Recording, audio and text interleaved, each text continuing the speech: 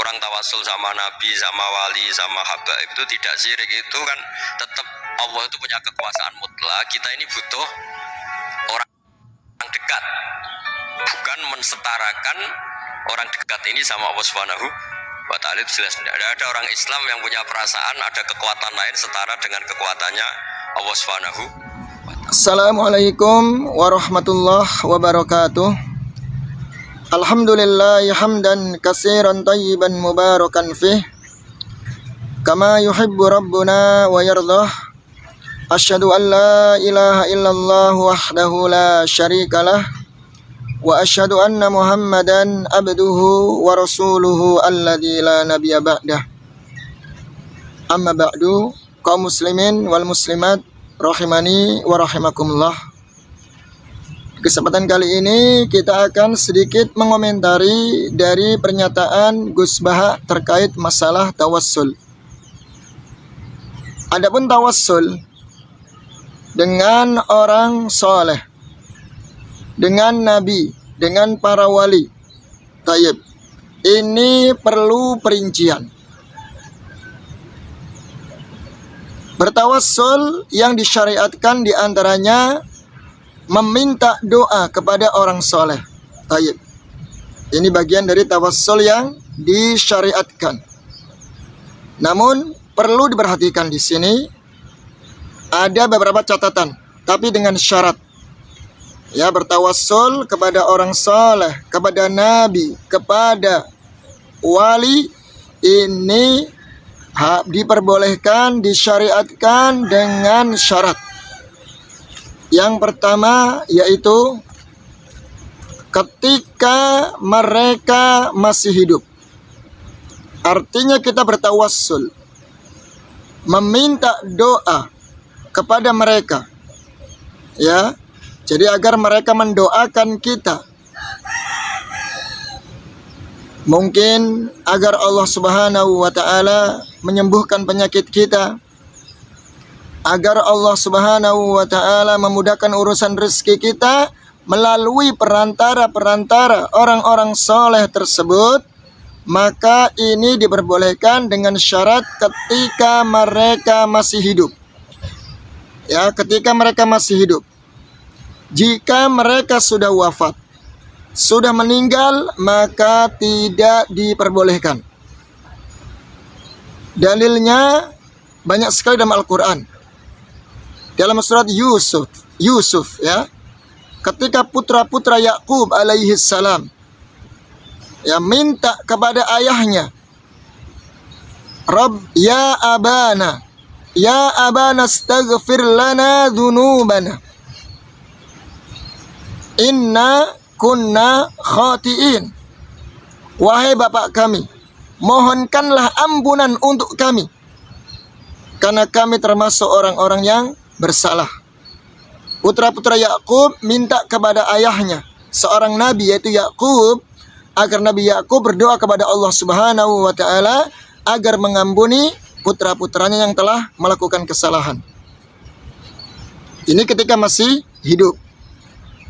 Kemudian hadis dalam riwayat Imam Bukhari, ketika seseorang yang buta, dharirul basar, mendatangi Rasul sallallahu alaihi wasallam, ketika beliau minta didoakan, ya, minta kepada Nabi didoakan agar sembuh matanya, agar hilang kebutaannya, maka Nabi kita alaihi salatu wassalam mengatakan, in syi'ta ya da'autu wa in syi'ta sabarta fa huwa khairan lak.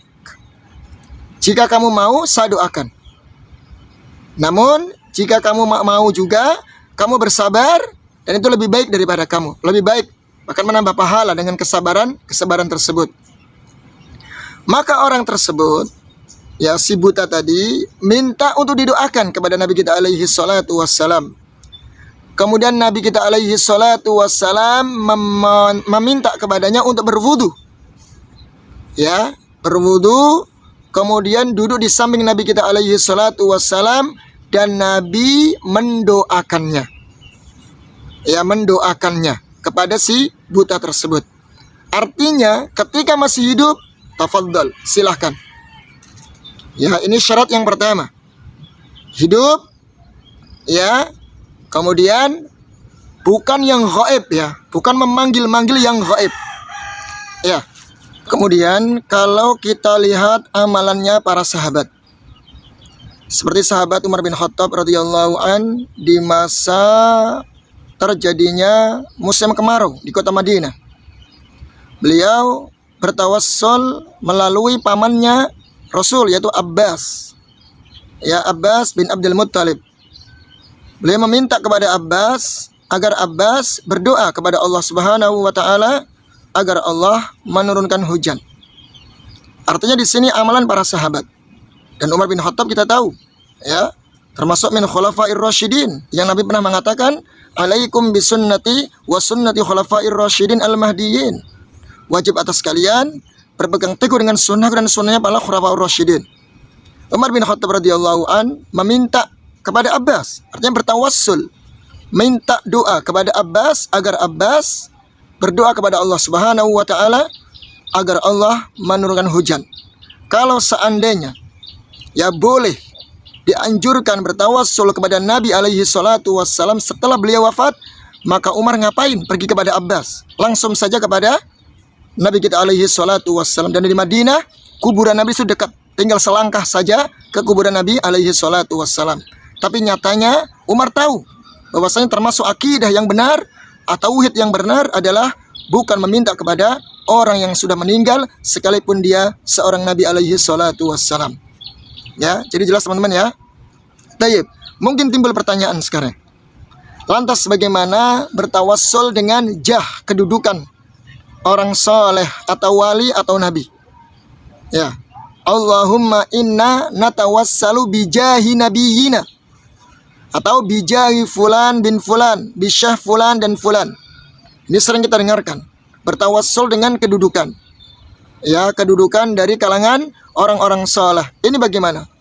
Ini ada hukumnya, ikhwan. Para ulama menjelaskan ada dua hukum.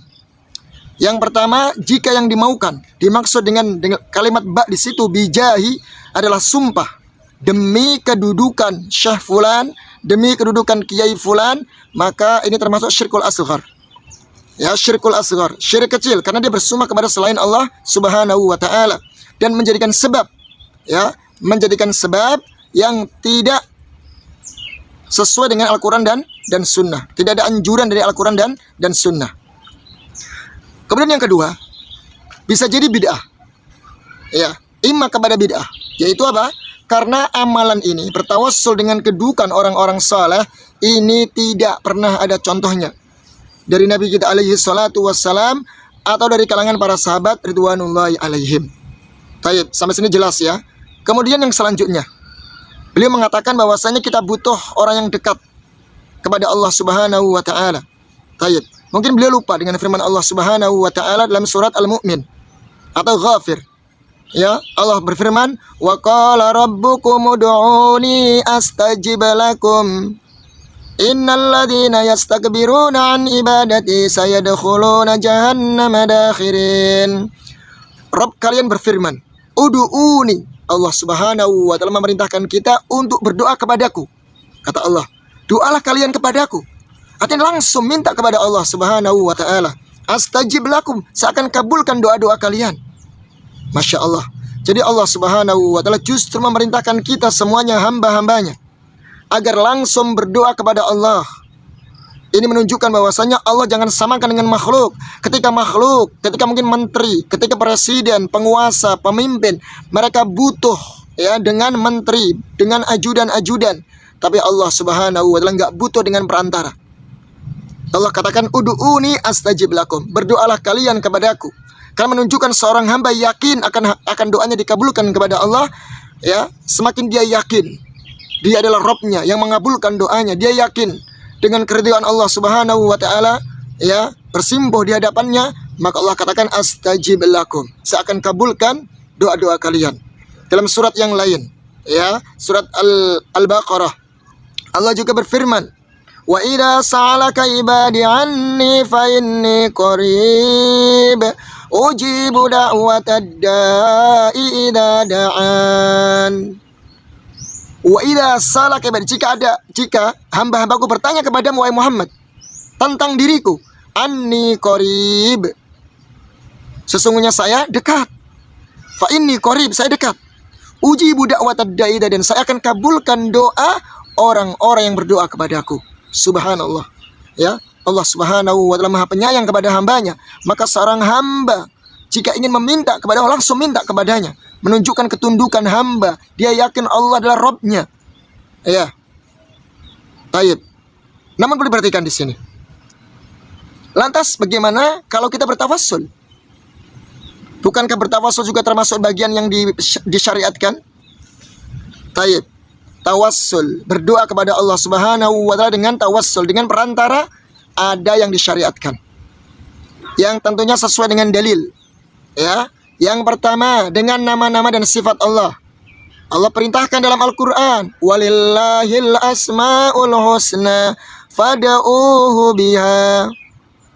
Dan Allah Subhanahu wa taala memiliki nama-nama yang indah, maka berdoalah dengan nama-nama tersebut. Ya, jadi gunakan nama-nama Allah. Al-Ghaffar, ya Allah ya Al-Ghaffar, Al-Ghafur ighfirna. Ya Allah ya Al-Ghaffar, ampunilah aku. Ya Ar-Rahman, ya Ar-Rahim irhamna, dan seterusnya.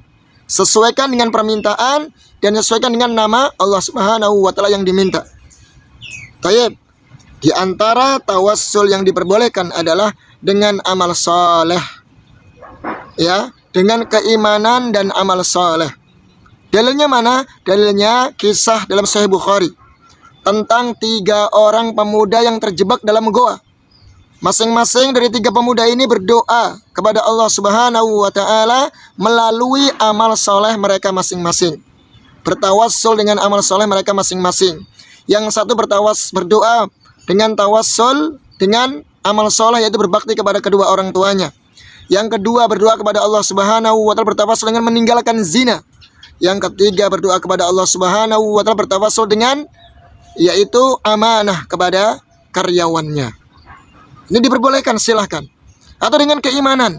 Dalam surah Al-Imran ayat 193 Allah berfirman, Rabbana innana sami'na munadiyan yunadi lil imani an aminu bi rabbikum fa'amanna faghfir lana dzunubana wa kaffir 'anna sayyi'atina. Maka dengan keimanan kami ya Allah, dengan iman kami kepadamu ya Allah, ampunilah dosa-dosa kami. Ya. Begitu, ya. Jadi dia meminta ampun kepada Allah Subhanahu wa taala, berdoa kepada Allah Subhanahu wa taala dan bertawassul dengan keimanan dia kepada Allah Subhanahu wa taala. Ini juga dianjurkan karena berdasarkan nas dalil Al-Qur'an. Kemudian juga yang diperbolehkan bertawassul kepada Allah Subhanahu wa taala, atau tawassul yang diperbolehkan adalah dengan kalimat tauhid la ilaha illallah. Ya. Dalilnya mana? Di mana Nabi Yunus alaihi salam ketika dimakan atau ditelan ikan paus, maka Nabi Yunus alaihi salam bertawassul dengan kalimat tauhid la ilaha illa anta subhanaka inni kuntu minadh dhalimin. La ilaha illa anta, tidak ada sesembahan yang berhak disembah melainkan Engkau wahai Allah. Subhanaka inni kuntu minadh dhalimin. Maksudnya Engkau wahai Allah dan saya termasuk orang-orang yang zalim. Maka Allah kabulkan doa Nabi Yunus alaihi salam, fastajabna lahu wa najjaynahu minal gham. Maka kami kabulkan doa Nabi Yunus alaihi salam, ya. Dan kami selamatkan dari kegelapan, yaitu di dalam ikan paus. Jadi silahkan yang mau bertawassul, ya tentu tawassul yang disyariatkan, yang berdasarkan Al-Quran dan sunnah Nabi kita alaihi salatu wassalam. Ya, jika tidak sesuai dengan dalil, maka tinggalkan. Ya, maka tinggalkan. Apalagi bertawassul, memanggil-manggil, berdoa kepada jasad orang yang sudah meninggal, sekalipun dia wali, sekalipun dia orang-orang soleh, maka ini tidak dibenarkan. Memanggil jasad-jasadnya, berarti dia meyakini bahwasanya wali tersebut mampu mengabulkan permintaannya, sedangkan meminta adalah berdoa dan doa adalah ibadah, maka ibadah hanya diberikan kepada Allah tabaraka wa ta'ala. Taib. Kemudian beliau tadi mengatakan bahwa bukannya kita itu menyetarakan orang-orang soleh itu dengan Allah subhanahu wa ta'ala. Allah itu punya kemampuan atau kekuasaan yang mutlak, betul ya. Justru itulah, kalau kita meyakini Allah subhanahu wa ta'ala memiliki kekuasaan yang mutlak, maka kita langsung minta kepada Allah. Ya, minta kepada Allah. Boleh bertawasul, tapi dengan syarat sesuai yang diperbolehkan, dengan yang sesuai diperbolehkan dalam Islam. Ya, jadi boleh bertawasul, tapi sesuai dengan dalil, sesuai dengan yang dipanjurkan dalam Islam. Silakan. Yang tadi saya sebutkan tadi. Ya, jangankan kita, orang-orang musyrik saja dulu meyakini bahwasanya Allah subhanahu wa ta'ala yang menciptakan, yang mengatur alam semesta. Wala in sa'altahum man khalaqahum la yaqulunna Allah. Kalau engkau tanya mereka, ya, siapa yang menciptakan? Mereka menjawab Allah. Artinya orang-orang musyrik mengakui yang berkuasa, yang menciptakan, yang mampu atas semuanya, ini Allah subhanahu wa ta'ala. Wa may yudabbirul amra fasayaquluna Allah. Kalau ditanya siapa yang mengatur segala urusan, yang punya kuasa, mereka menjawab Allah. Itu semua diyakini, bahkan orang musyrik meyakini. Tapi ingat, ya, ingat, bukan berarti ya orang-orang musyrik tersebut meyakini akan rububiyah Allah subhanahu wa ta'ala lantas mereka menjadi orang-orang muslim. Tidak. Namun Nabi kita alaihi salatu wassalam diutus untuk memerangi mereka sampai mereka menegakkan kalimat la ilaha illallah dan menjadikan ibadah hanya untuk Allah saja. Mungkin demikian yang bisa disampaikan. Semoga bermanfaat dan mohon maaf, ini bukan menjatuhkan beliau, tapi ingin meluruskan.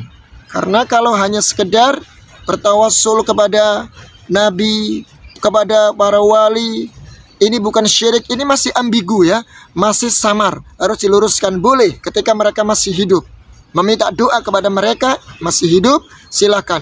Tapi kalau sudah meninggal dunia, maka tidak diperbolehkan. Billahi taufik wal hidayah. Wassalamualaikum warahmatullahi wabarakatuh.